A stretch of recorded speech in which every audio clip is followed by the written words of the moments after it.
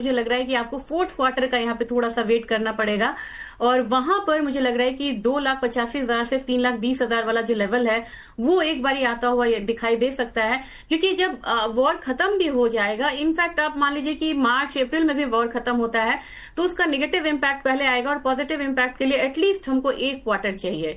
तो एक क्वार्टर मतलब वहां पे होगा तो फोर्थ क्वार्टर में आके आप इसको पॉजिटिव एक टेरिटरी में आता हुआ देख सकते हैं और वहां पे 2,85 से लेके 3,20 का मुझे उम्मीद है कि सिल्वर वहां पे आ सकती है। अंकित सर, यश वर्मा जी का सवाल आ रहा है, गोल्ड के एक्सपायरी का क्या इम्पैक्ट पड़ेगा और अप्रैल गोल्ड और सिल्वर दोनों के लिए समझना चाह रहे हैं सर। देखिए, एक्सपायरी वाली सारी चीजें अभी हैं, इम्पैक्ट क्या पड़ेगा वो तो बहुत दूर वाली बात हो गई, क्योंकि अभी मार्केट के अंदर एक्सपायरी जो है वो कहीं ना कहीं कंसोलिडेशन फेज में जा रहा है। तो यहाँ पे बहुत मुश्किल हो रहा है कुछ भी कहना कि मार्केट यहां से किस तरफ टर्न करेगा। क्योंकि देखिए, अभी आपने पूछा 2 लाख जाएगा 3 लाख जाएगा, 2 लाख ऑलरेडी हो चुका है, अब यहाँ पे 3 लाख की बातें चल रही है कि 3 लाख कब होगा। तो यहाँ पे एक जो कंफ्यूजन है ना वो अभी बरकरार है। कोई भी एनालिस्ट इस समय यहाँ पे पिच नहीं कर पाएगा कि यहां से आने वाले टाइम में तेजी हो। लॉन्ग टर्म में देखिए तेजी है, वो सारी चीजें बिल्कुल सही हैं, लेकिन अगर शॉर्ट टर्म की बात करूंगा तो मुझे लगता है कि वॉलिटिलिटी रहने वाली है। जिस हिसाब से 10-10, 15-15 हजार का मूवमेंट हमको देखने को मिल रहा है, 10,000, 15,000 गैप डाउन गैप अप हमको देखने को मिल रहा है। यहाँ पे ट्रेडर्स को सिर्फ सावधानी रखना जरूरी है, अभी लंबी एक्सपेक्टेशन रख के मार्केट के अंदर ना चलें। मैम आपके पास आऊंगा, एक खबर है मैं उस पर आपसे व्यू लूंगा। टर्की का जो सेंट्रल बैंक है वो गोल्ड जो है कि तो कुछ सेल ऑफ किया है, कुछ स्वाइप किया है 60 टन्स के अराउंड, जो उसका अमाउंट है $8 बिलियन है। इसका भी कुछ इंपैक्ट दिखाई दे रहा है क्या और इसके क्या मायने हैं? ब्रिजी, यहाँ पे दोनों तरह की न्यूज है। एक तो मैंने ये भी देखा है कि 58 टन वाला टर्की का, दूसरी तरफ से है कि रशिया जो कि सबसे लार्जेस्ट गोल्ड का होल्डिंग किए हुए है central banks, Russian central banks, उन्होंने गोल्ड के एक्सपोर्ट को रिस्ट्रिक्ट करा और उन्होंने कहा है कि हम 100 ग्राम से ज्यादा विदाउट परमिशन वो बाहर नहीं भेज सकते हैं। तो मुझे लग रहा है कि गोल्ड को दोनों तरीके की न्यूज मिल रही है, जिसकी वजह से गोल्ड जो है बिल्कुल बैलेंस होकर बीच में चल रहा है। लेकिन क्राइसिस अगर प्रोलॉन्ग करेगी ब्रिजी, तो एक हमारे घर में भी होता है कि जब क्राइसिस बहुत बढ़ जाता, हमने कोविड में देखा था तो हमने गोल्ड को प्लेज करा था, काफी एनबीएफसी में जो गोल्ड लोन था वो बढ़ा था। सिमिलर केस हमारी कंट्री के लिए भी होगा। अगर ये क्राइसिस बहुत ज्यादा बढ़ती है तब यहाँ पे हम गोल्ड की बिक्री को मतलब होता हुआ देख सकते हैं। दूसरा मायने ये यहाँ पे रहेगा ब्रिजी की, अगर यहाँ पे क्राइसिस बढ़ती है तो सेंट्रल बैंक्स की जो बाइंग थोड़ा सा, जो फोर्थ क्वार्टर 2025 में ऑलरेडी कम हुई थी, वो थोड़ा सा और यहाँ पे स्लगिश होती हुई दिख सकती है। तो सोना के लिए एक मतलब जो हेडविंड है वो सेंट्रल बैंक्स की कम बाइंग हो सकती है। लेकिन अभी तक WGC के अनुसार 68% सेंट्रल बैंक्स ने बोला है कि वो सोना खरीदेंगे। फॉर द टाइम बिंग थोड़ा सा बेयरिश इंपैक्ट दे सकता है, लेकिन जिस कंडीशन से, जिस तरीके से ट्रस्ट फैक्टर मतलब यूएस से हटा है, मुझे तो लग रहा है कि सब कुछ सामान्य अगर हो जाए तो डी-डॉलराइजेशन थोड़ा और तेजी से यहाँ पे बढ़ता हुआ नजर आ सकता है। अंकित सर, रोहन जी का सवाल आ रहा है, क्या एक साल में गोल्ड 2 लाख तक जाएगा? टाइम करना मुश्किल है, लेकिन मुझे भी एक्सपेक्टेशन है कि गोल्ड 2 लाख के क्रॉस करना चाहिए। इस साल में हो जाएगा या फिर 2027 तक का टाइम लेगा, वो एक थोड़ा सा डिफरेंट है। लेकिन मुझे अभी भी उम्मीद है कि जो गोल्ड है वो 2 लाख के लेवल को क्रॉस करना चाहिए। सर, मैम आपके पास आऊंगा। मींदी जी का सवाल आ रहा है, फिजिकल में गोल्ड बाय करके रखा है 1,03,000 पर, अच्छे खासे प्रॉफिट में क्या किया जाए? ब्रिजी, मैं इनसे एक चीज जरूर जानना चाहूंगी कि इनका शॉर्ट टर्म का अगर यहाँ पे आउटलुक है या फिर ये लॉन्ग टर्म रख रहे हैं। अगर 2-3 साल का यहाँ पे इनफैक्ट आप गोल्ड का लेते हैं तो मुझे लग रहा है कि इंटरेस्ट रेट कट का जो साइकिल है सूनर और लेटर यहाँ पे शुरू होगा, उसके बाद हम एक उछाल आता हुआ देख सकते हैं। मुझे लग रहा है कि अगर ये फिजिकल में, क्योंकि मार्जिन कॉल्स की झंझट यहाँ पे नहीं है, रख सकते हैं तो मुझे लग रहा है कि इनको रखना चाहिए। 2 साल भी अगर रखते हैं तो मुझे लग रहा है कि हम एक बार यहाँ पे $6,200 की तरफ बढ़ते हुए नजर आएंगे और उस हिसाब से मुझे लग रहा है कि अपना बाजार एक बारी, जो आप 2 लाख बोल रहे हैं ना, उस लेवल के करीब हम जाते हुए देख सकते हैं। मैम उनका सवाल सिल्वर को भी लेकर है। सिल्वर 3,35,000 पर फिजिकल में बाय करके रखा है, एज इट इज बने रहे होल्ड करके।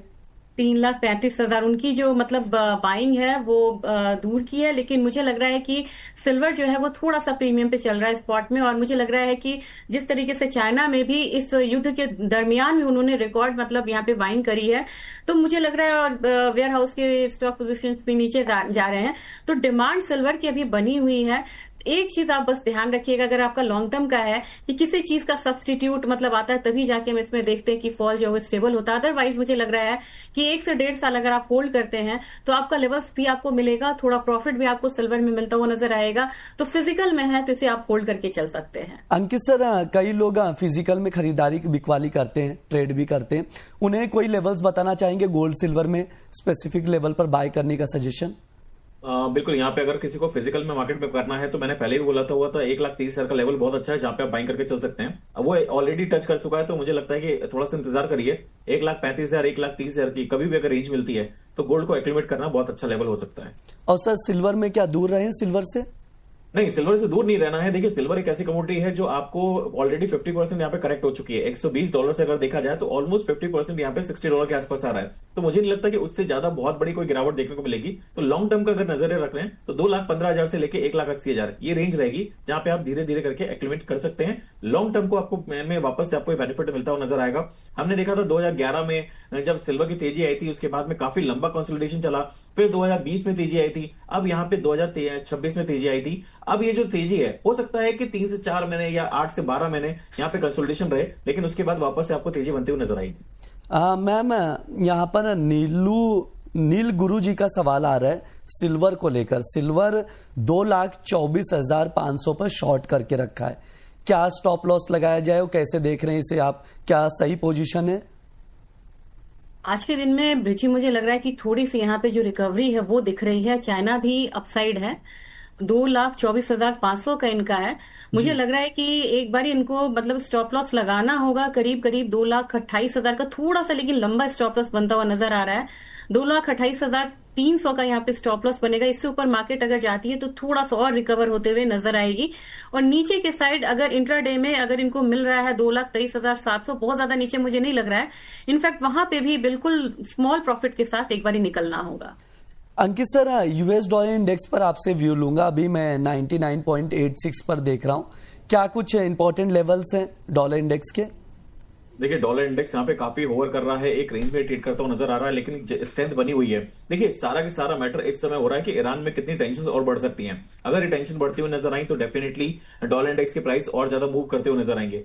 100.50 का एक रेजिस्टेंस है, अगर वो क्रॉस करता है तो फर्दर अपसाइड रैली के लिए हम लोग तैयार रहेंगे। लेकिन अभी अगर देखूं तो रुपया ऑल टाइम लो पे आ चुका है 94.60 और 95 के आसपास टेस्ट करता हुआ नजर आ रहा है। आने वाले टाइम में अब तो बातें होने लग गई कि 100 कब क्रॉस करेगा, अब तो उसके ऊपर बैठने लगना चालू हो गया है। तो मुझे अभी यही है कि थोड़ा सा इंतजार करिए। रुपया जैसे जैसे और वीक होगा वैसे वैसे आपको इंडियन मार्केट में गोल्ड कहीं ना कहीं सपोर्ट मिलता हुआ नजर आएगा। और डॉलर इंडेक्स में अगर तेजी आई, डॉलर इंडेक्स में अगर तेजी आती भी है लेकिन रुपया और ज्यादा कमजोर होता है तो इंडियन मार्केट में उतना इंपैक्ट नहीं पड़ेगा, लेकिन ग्लोबल मार्केट में कहीं ना कहीं गोल्ड पे प्रेशर वापस से बनता हुआ नजर आ सकता है।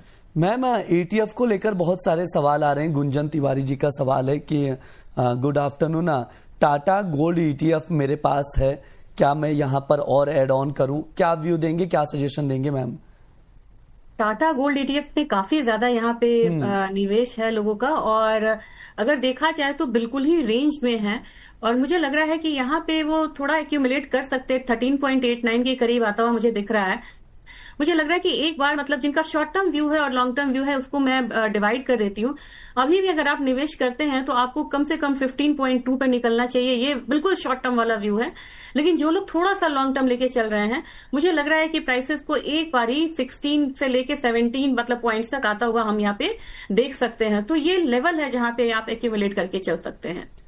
अंकित सर, अतुल जी का सवाल आ रहा है, फिजिकल में सिल्वर 2,98,000 पर बाय करके रखा है, क्या किया जाए?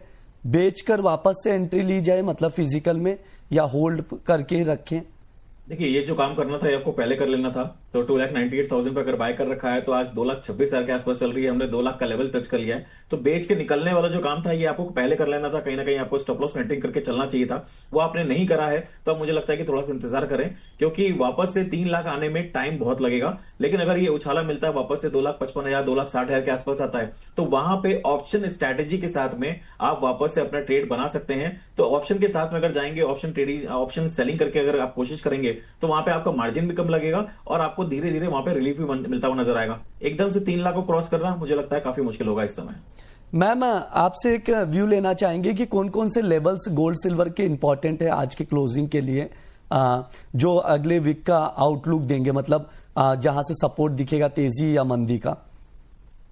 मुझे ब्रिजी एक बहुत इंपॉर्टेंट लग रहा है, ये मुझे लग रहा है कि जो हमारा 100 डेज का ईएमए है ना, ये करीब करीब आ रहा है 1,43,566। इससे ऊपर की क्लोजिंग होती है ना, तो नेक्स्ट हमारा जो रास्ता है ये बन जाएगा 1,48,300 के लिए।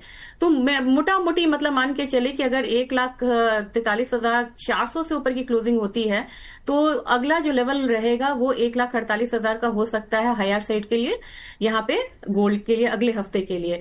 और मुझे सपोर्ट जो है वो मुझे लग रहा है कि 1,38,000 पे फिलहाल में है, इसको नहीं तोड़ना चाहिए। इसको तोड़ेगा अगर तो फिर प्राइसेस यहाँ पे 1,30,000 1,32,000 भी आता हुआ दिख सकता है। तो संभवतः यहाँ पे मुझे लग रहा है ब्रिजी प्राइसेस जो है वो हायर साइड में रहना चाहिए। अगर आप सिल्वर की बात करेंगे तो सिल्वर में मुझे लग रहा है कि हालांकि इतनी क्लोजिंग ऊपर हो उसका बहुत बड़ा ट्रिगर नहीं है मार्केट में, लेकिन 2,36,000 से ऊपर की क्लोजिंग यहाँ पे बहुत इंपॉर्टेंट है सिल्वर के लिए।